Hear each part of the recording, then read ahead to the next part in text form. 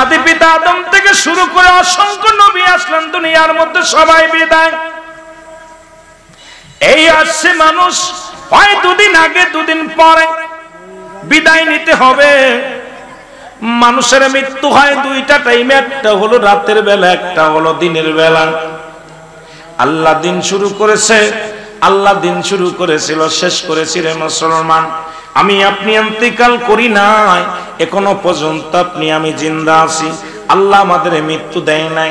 রাত শেষ করতে পারবো কেউ গ্যারান্টি দিতে পারবো না। হয়তো রাত যেটুকু দিন শুরু করেছে, রাত শুরু করেছে আল্লাহ, রাত শুরু করেছে নামাজ দিয়া, দিন শুরু করেছে নামাজ দিয়া। বাবারা আমার লক্ষ্য করবেন, দিনের শুরু হলো ফজর। বান্দারে ফজরে 2 রাকাত সুন্নাত নামাজ তুমি আদায় করলা, সঙ্গে সঙ্গে তুমি হয়ে গেলা আমার রাসূলের প্রেমিক। 2 রাকাত ফরজ নামাজ তুমি আদায় করলা, সঙ্গে সঙ্গে তুমি হয়ে গেলা আমার আল্লাহর গোলাম। যা বললেন দুনিয়ার মানুষ শোনো, মানুষ যখন মারা যায় সাধারণ মৃত্যু বরণ করেন। 70টা তাজা উটের গায়ের চামড়া জবাই না করিয়া উল্টো দিকে টান দিয়া লবণ আর মরিচ লাগা দিলে যতটুকু যন্ত্রণা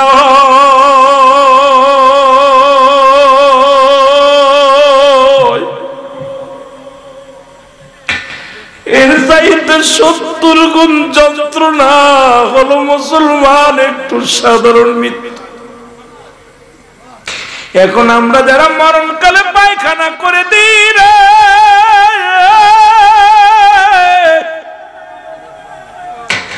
মরণের সময় অনেকের চোখ দুটি বড় বড় হয়ে যায়, মরণের সময় অনেকের জিহ্বা বাইর হয়ে যায়, মরণের সময় অনেকের ও মুসলমান পায়খানা প্রস্রাব করে দেয়। তাদের মৃত্যুটা কত কঠিন হয় আল্লাহ!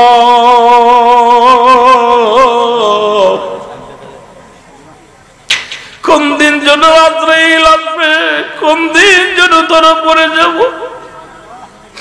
আল্লাহ আমাদের মৃত্যুটা তুমি সহজ করে দিও, জোরে বলেন আল্লাহু আকবার। হে মুসলমান, ইমানদারের রুটা বাইর হয়, আটা গুলায়া খামির বানায়া, এই আটার মধ্যে একটা চুল পড়লে টান দে, খামিরের মধ্যে একটা চুলটা টান দিলে যেন সে বাইর হয়ে যায়। ইমানদারের মৃত্যুটা হয় এমনি। সেই মৃত্যুটা যদি এত কঠিন হয় রে মুসলমান, সেই মৃত্যুটা যদি এত কষ্ট হয় মুসলমান, তাহলে যাদের মৃত্যুকালে পায়খানা প্রস্রাব করে দেয়, কত মানুষের দাফন করাইলাম, কত মানুষের জানাজা পড়াইলাম, কত মানুষের গোসল করাইলাম, দেখা যায় মৃত্যুকালে অনেকে পায়খানা করে দিছে, অনেকে প্রস্রাব করে দিছে। মরণের সময় অনেকে জিহ্বাটা বড় হয়ে গেছে, আর ভিতরে যায় না। সন্তানের পাশে বসে কাঁদে, বাবার চোখ দুটি বন্ধ করতে যায়, বন্ধ হয় না। পা দুটি বেঁকা হয়ে যায়, সোজা করা যায় না। এমন মৃত্যু হয় মুসলমান, শুনে নেন আমার বাজানেরা, শুনে নেন। এই মৃত্যু মানুষের 1 নম্বর বিপদ। পালানোর কোনো জায়গা নাই, পালানোর কোনো পথ নাই, পালানোর মতো কোনো ব্যবস্থা নাই। এই মরণের চিন্তা যার মধ্যে নাই, তার মতো বোকা মানুষ আর দুনিয়ার মধ্যে নাই। আল্লাহ আমাদের মরণ কি তুমি সহজ করে দিও, জোরে জোরে চিল্লায় বলেন আল্লাহু আকবার। মরণ আসিবে কখন কেউ তো জানি না, আমার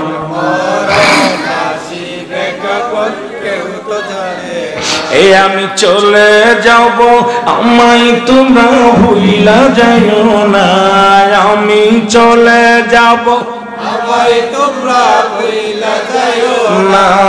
আমার মরণ আসিবে কখন কেউ তো জানি না, আমার মরণ আসিবে কখন কেউ তো জানে না।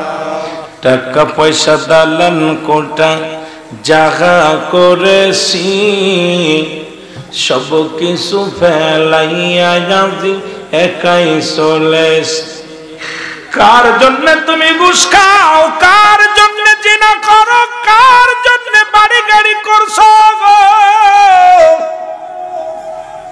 কত টাকা কত পয়সা দুনিয়ার মধ্যে রাজত্বই করলাম, কিচ্ছু সঙ্গে যেতে পারে নাই, নেওয়া সম্ভব নয়। তাই তো আফসোস করে কবি বলে, টাকা পয়সা দালেন কোটা যাহা করেছি, সব কিছু ফেলাইয়া যাচ্ছি একাই চলেছি রে আমি, সব কিছু আমি যাবার কালেও ভেবে দেখি আমার কেহ নাই, আমি যাবার কালেও ভেবে দেখি আমার কেহ নাই, আমার মরণ আসিবে কখন কেউ তো জানি না, আমার মরণ আসিবে কখন কেউ তো জানে না। কুল্লু মান আলাইহা ফান, সব শেষ করে দিবে কে? আল্লাহ বলে বান্দার এই জমিনটা আমি রাখবো না,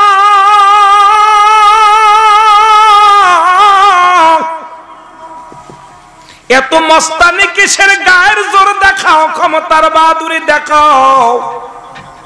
এমপি হইছো, মন্ত্রী হইছো, দুনিয়ার মধ্যে চেয়ারম্যান হইছো, মেম্বার হইছো, বাড়ির গাড়ির মালিক হইছো, তোমার তাকাব্বুরি তুমি অহংকারে পা মাটিতে দাও না। আল্লাহ কয় বান্দারে আমি দুনিয়ার মধ্যে কিচ্ছু বলতে কিচ্ছু রাখবো না, এই জমিনের মাটিগুলো পুরাই আমি তামা বানায়া দিব। কি বানায়া দিবে? আর একটু জোরে বলেন কি? জমিনের মাটিগুলো পুরাইয়া তামা বানায়া দিবে,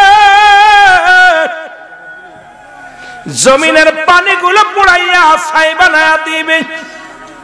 যেদিন কিচ্ছু বলতে কিচ্ছু থাকবে না, সেদিন থাকবে আমার আল্লাহ। জোরে বলা যাবে না মারহাবা? কে থাকবে?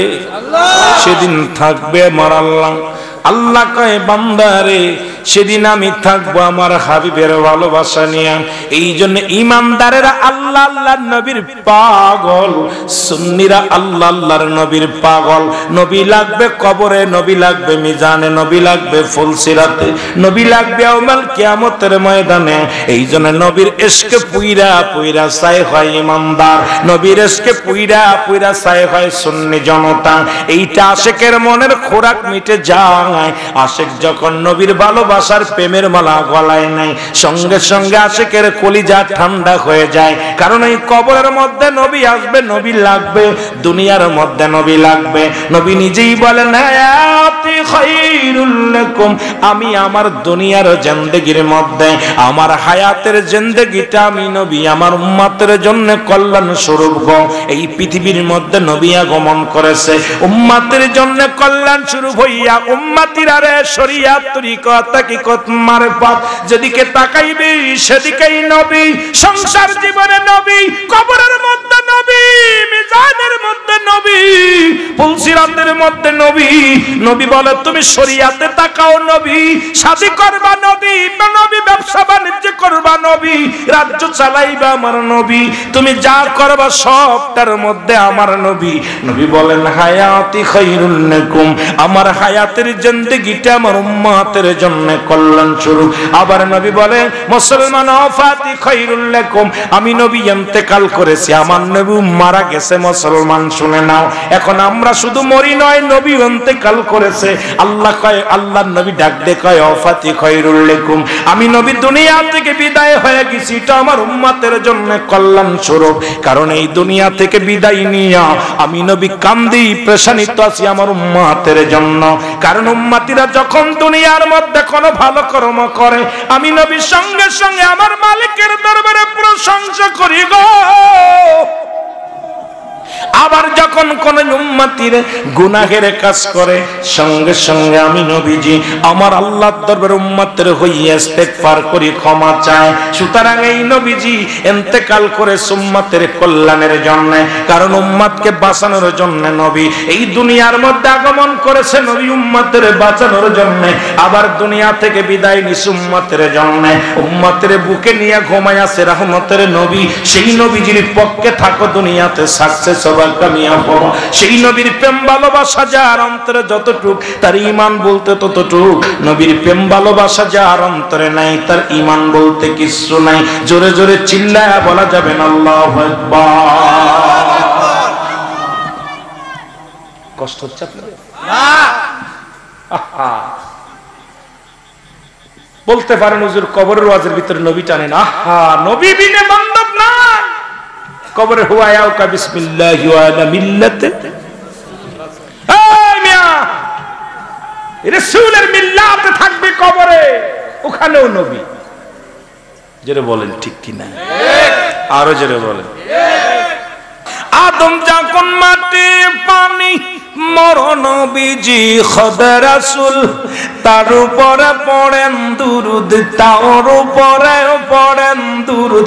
আল্লাহ ফেরেশতা কুল আল্লাহুম্মা সাল্লি আলা সাইয়্যিদিনা মুহাম্মদ আর নবিয়িনা শাফিয়ানা মোহাম্মত পড়েন না, আল্লাহুম্মা সাল্লি আলা সাইয়্যিদিনা মুহাম্মদ নাবিয়ানা শাফিয়ানা মাওলানা মুহাম্মদ। এ দুনিয়ার মুসলমান,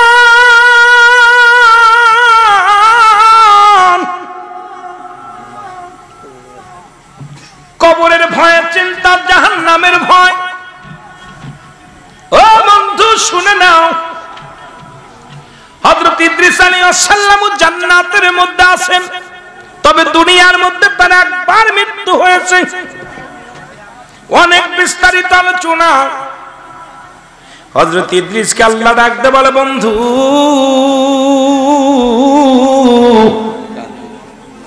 তুমি জান্নাতের মধ্যে কেমনে আছো? বলে আল্লাহ অনেক ভালো আছি। বলে জান্নাত পেয়ে কি খুশি? বলে হ্যাঁ। বলে জান্নাতের নিয়ামত পেয়ে কি আপনি খুশি? বলে হ্যাঁ। তবে একটা কষ্ট, তবে একটা কষ্ট। আল্লাহ বলে ইদ্রিস রে তোমার কি কষ্ট? বলে আল্লাহ তোমার আজরাইল যখন আমার রূহটা বাইর করেছিল, মনে হয় আমার একটু কষ্টটা দিয়েছে বেশি। এই মৃত্যু যন্ত্রণা আমার গা থেকে যায় নাই। এরে আল্লাহ ডাকতে বলে জিবরিল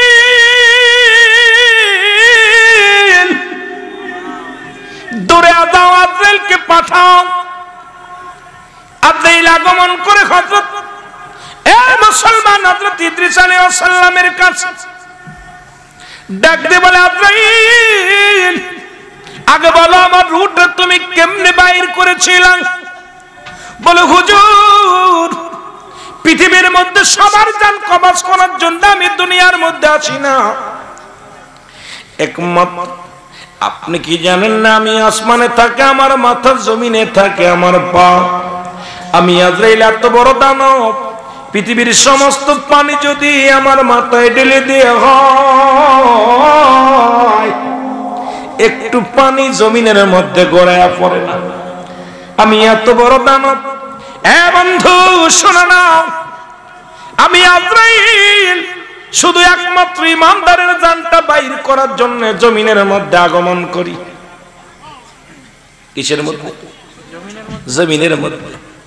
জাহান্নামীদের রূহ কবজ করার জন্য আজরাইল আসে না জমিনে। উপর থেকে এমন একটা চিৎকার মারে, সঙ্গে সঙ্গে তার কলিজাটা ফেটে যায়, মৃত্যুবরণ করে। একমাত্র ইমানদার, ইমানদারের অনেক পাওয়ার, অনেক ক্ষমতা ইমানদার। আবার ভাইরা আমার, বন্ধুরা আমার, হুজুর মায়ের বুকে দুধ খাইতে খাইতে সন্তান যেমনি ঘুমায় যায়, আপনার রূহটা সেমনি বাইর করেছে। আপনার কাসানের সঙ্গে মৃত্যু দেওয়া হয়েছে, আপনাকে কোনো কষ্ট দেওয়া হয় নাই। আজরাইল বলার সঙ্গে সঙ্গে হযরত ইদ্রিস আলাইহিস সালাম ডাক দিয়ে বলে, আজরাইল, এত সহজ মৃত্যু যদি এত কঠিন হয়,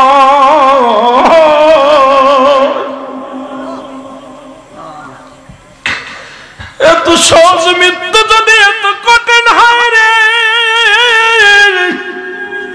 যারা এই মরণের সময় যন্ত্রণায় ছটফট করে, যারা মরণের সময় প্রস্রাব পায়খানা করে দেয়, তাদেরকে কত কষ্ট দাও রে মুসলমান, শুনে নাও। ওই সহজ মৃত্যুরা যদি এত কঠিন হয়, ওই সহজ মৃত্যুরা যদি এত কঠিন হয়, কঠিন মৃত্যুটা কত কঠিন হবে জোরে জোরে বলেন ঠিক কিনা? আমার মরণ আসিবে কখন কেউ তো জানে না, আমার মরণ আসিবে কখন কেউ তো জানে। এ আমি চলে যাব, আমায় তোমরা ভুইলা যাইও না, আমি চলে যাব, আমায় তোমরা ভুইলা যাইও না। আমার মরণ আসিবে কখন কেউ তো জানে না, আমার মরণ আসিবে কখন কেউ তো জানে না। এই পৃথিবী চিরদিন থাকার জায়গা নয়, অন্ধকার কবর যে তোমার আসল ঠিকানা রে মানুষ, অন্ধকার কবর যে তোমার আসল ঠিকানা। ডানে বামে মাটি আমার মাটির বিছানা, ডানে বামে মাটি আমার মাটির বিছানা। আরো জোরে বলেন, ডানে বামে মাটি আমার মাটির বিছানা। এই আমি চলে যাব, আমায় তোমরা ভুইলা যাইও না, আমি চলে যাব, আমায় তোমরা ভুইলা যাইও না। আমার মরণ আসিবে কখন কেউ তো জানি না, আমার মরণ আসিবে কখন কেউ তো জানে না। এ দুনিয়ার মুসলমান শোনে না, তারই বোঝা গেল এক নাম্বার বিপদ হলো মানুষের মরণ। পালাবে কোথায়, পালানোর পথ নাই। যেদিন সবাই শেষ হয়ে যাবে, দুনিয়াটা শেষ হয়ে যাবে, এর আজরাইলেরও মৃত্যু হবে, মিকাইলেরও মৃত্যু হবে, ইসরাফিলেরও মৃত্যু হবে, জিবরাইলেরও মৃত্যু হবে রে মুসলমান।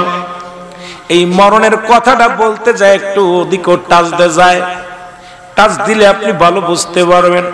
যেদিন সব মাখলুকাতের মৃত্যু হয়ে যাবে গো, আমার আল্লাহ ডাকতে বলে, এক জিবরিল, এখন জমিনের মধ্যে কে কে আছে একটু খবর নাও।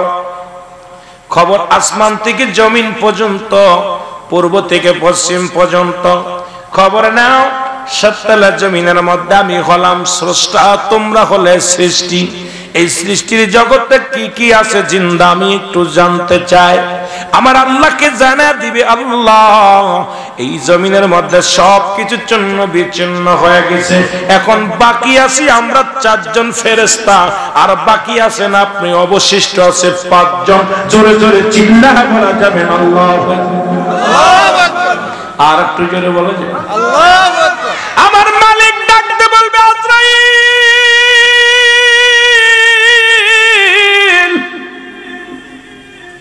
যেহেতু দুনিয়ার মধ্যে নবীদের দরজা বন্ধ, আমি কার কাছে আরে আমি সংবাদ পাঠাইব? সংবাদ পাঠানো লাগবে না, দৌড়ে যাও, দৌড়ে যাও। কোথায় যাও? হযরত জিবরিল আলাইহিস সালামের জানটা বাইর করে নিয়ে আসো। জিবরিল আলাইহিস সালামকে সালাম দিবে আজরাইল আলাইহিস সালাম, আসসালামু আলাইকুম, হে আল্লাহর ফেরেশতা। মনোনীত ফেরেশতা, শুনেন আমি আপনার কাছে আসছি। বলে কেন আসছো? বলে আজরাইল কেন আসে আপনি জানেন না? প্রতিটা মাখলুকাতের কাছে একবার আজরাইল যায়। আমি আমার খোদার হুকুম হয়েছে আপনার কাছে আসি, এখনই যেতে হবে আমার মাওলার কাছে। জিবরিল আমিন কয়, আল্লাহ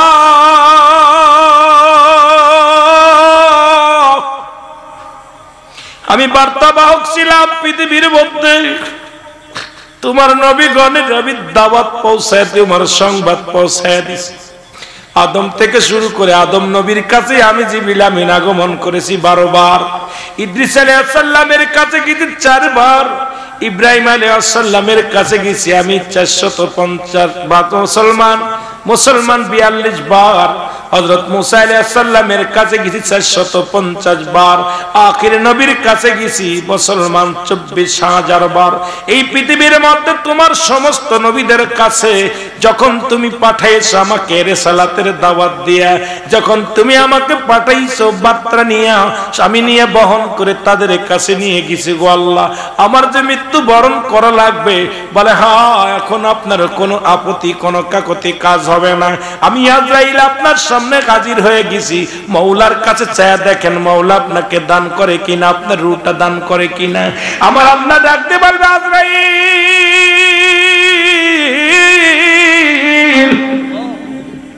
আমার আর দরকার নাই, একমাত্র জিন্দা থাকবো আমি স্রষ্টা, স্রষ্টার কোনো মৃত্যু নাই, সৃষ্টির মৃত্যু আছে। যেহেতু জিবরিল আমিন সৃষ্টির মধ্যে পড়ে গেছে, নিয়ে আসো পারে তাড়াতাড়ি, দেরি করো না, দৌড়ে যাও। সঙ্গে সঙ্গে জিবরিল আমিন মুসলমান রূহটা দেওয়ার জন্য প্রস্তুতি হবে। যন্ত্রণা একটা চিৎকার মারবে আজরাইল, আরে রূহ বাইরা তো কষ্ট, আমি যন্ত্রণা সহ্য করতে পারি না মালিক। এমন জোরে একটা চিৎকার মারবে রে, এক চিৎকারে রূহটা বাইরে হয়ে যাবে। আমার আল্লাহ বলবে আজরাইল আর কে আসে? বলে আল্লাহ আমরা 3 জন আছি। কই যাও, চলে যাও। কোথায় চলে যাই? ইসরাফিলের জানটা বাইর করো। ইসরাফিলের আর দরকার নাই, ইসরাফিলের রূহটা বাইর হয়ে যাবে। বলে আছে কয়জন? বলে আল্লাহ আমরা 2 জন, আর আপনি আছেন। বলে যাও, চলে যাও, মিকাইলের জানটা বাইর করো। মিকাইলের কাছে চলে যাবে, মিকাইল এরকম একটা চিৎকার মারবে।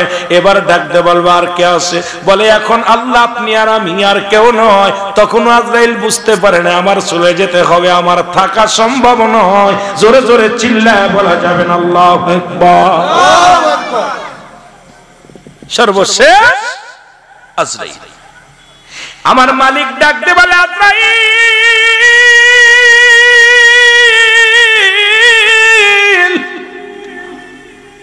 এখন কে আছে গো? কি কে কে জিন্দা? বলে মালিক আপনি আর আমি। প্রস্তুতি হও। আল্লাহু আকবার বলেন না, প্রস্তুতি প্রস্তুতি হও। আজরাইল আল্লাহ কি শুনাইলেন? আমার উপর মরতে হবে। তুমি কি শোনো নাই? সৃষ্টি থাকবে না স্রষ্টা থাকবে, সৃষ্টি থাকবে না স্রষ্টা থাকবে। সুতরাং তুমি সৃষ্টির জগতের মধ্যে পড়েছো, তোমাকে রাখা হবে না, তুমিও শেষ। মুসলমান আজরাইল রূহটারে আস্তে আস্তে ধরবে, এত যন্ত্রণা এত জোরে চিৎকার মারবে। ওই আজরাইলের চিৎকার যদি দুনিয়ার মানুষ এই জামানার সেই জামানার মধ্যে থাকতো, সমস্ত মানুষগুলো হাত ফেল করে মারা যেত। আজরাইল এত জোরে বিকট আওয়াজ দিবে, এক আওয়াজে আসমান জমিনের মধ্যে থরে কম্প উঠে যাবে। একটা চিৎকার মারিয়া আজরাইল ডাকতে পারবে মালিক,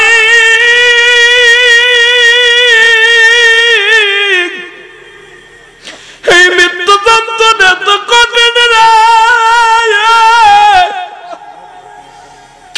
এই মৃত্যু যন্ত্রণা আমি আজরাইল সইতে পারি না। আমাকে কি ক্ষমা করা যাবে না? আমি আর সইতে পারি না। আমার আল্লাহ ডাকতে বলবে আজরাইল কোনো আপিল চলবে না, নিজের রূহটা তুমি ধরো, জোরে জোরে ধরে নিয়ে আসো।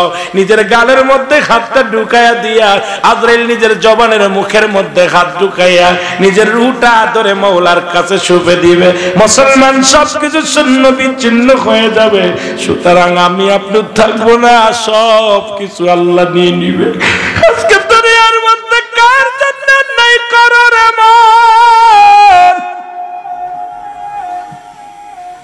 কার জন্য তুমি সুদ খাও, কার জন্য ঘুষ খাও, কার জন্য ব্যভিচার করো, কার জন্য মালে ফাঁকি দাও। আরে সরকার বেটা 50,000 টাকা বেতন দেয়, তারপরও তোমার সুদ ঘুষ না খাইলে চলে না। আরে কার জন্য? যাদের জন্য তুমি ঘুষ খাও, যাদের জন্য তুমি বাড়ি গাড়ি করলা, কেউ তোমার নয়। এখনই তুমি চোখ দুটো বন্ধ করে দেখো, আদরের ছেলে তোমার নয়, আদরের মেয়ে তোমার নয় রে, পৃথিবীর কেউ তোমার নয়। সবাই তোমার বিদায়ের জন্য পাগল হয়ে যাবে, কেউ রাখবে না। জোরে জোরে চিল্লায় বলা যাবে না আল্লাহু আকবার। একটু মহব্বতের সঙ্গে দুরূদ শরীফ পড়েন, আল্লাহুম্মা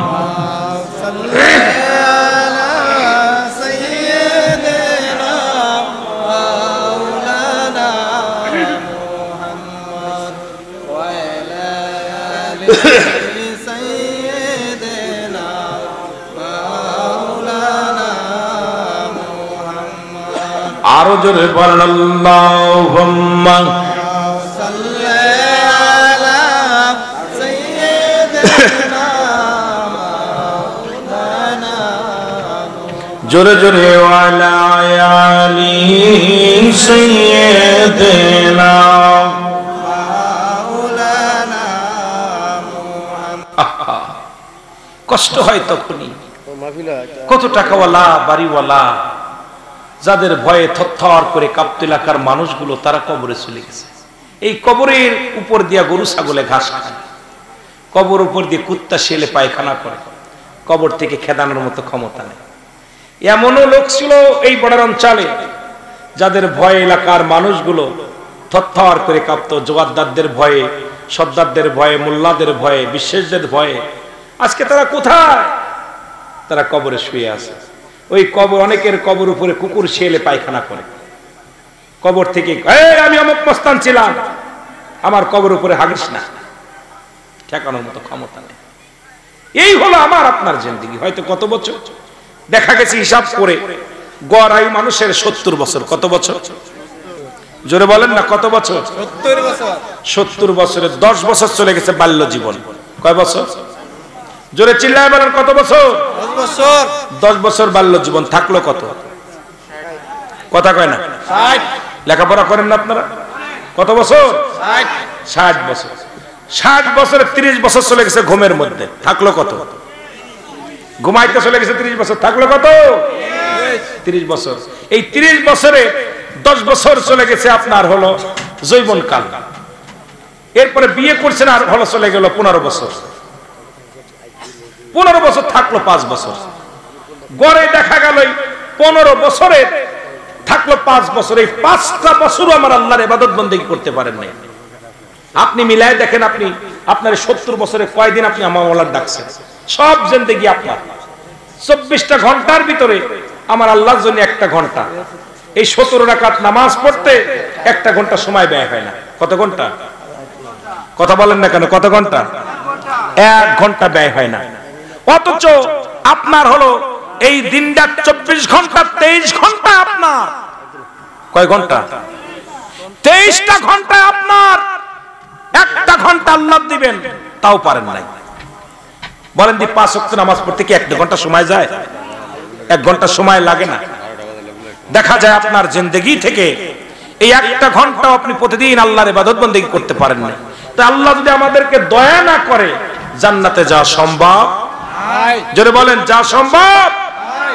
আল্লাহর কাছে কানবেন, চোখের পানি ছেড়ে কানবেন, বললা আল্লাহ আমাদেরকে মাফ করে দেন, কারণ সবই তো আমার বলছি, আপনার কোনো বন্দেগী করতে পারি নাই। আল্লাহ যেন আমাদেরকে ইবাদত করার তৌফিক দান করে। সকলে বলুন আমিন। একটু মহব্বতের সঙ্গে দুরূদ শরীফ পড়ুন, আল্লাহুম্মা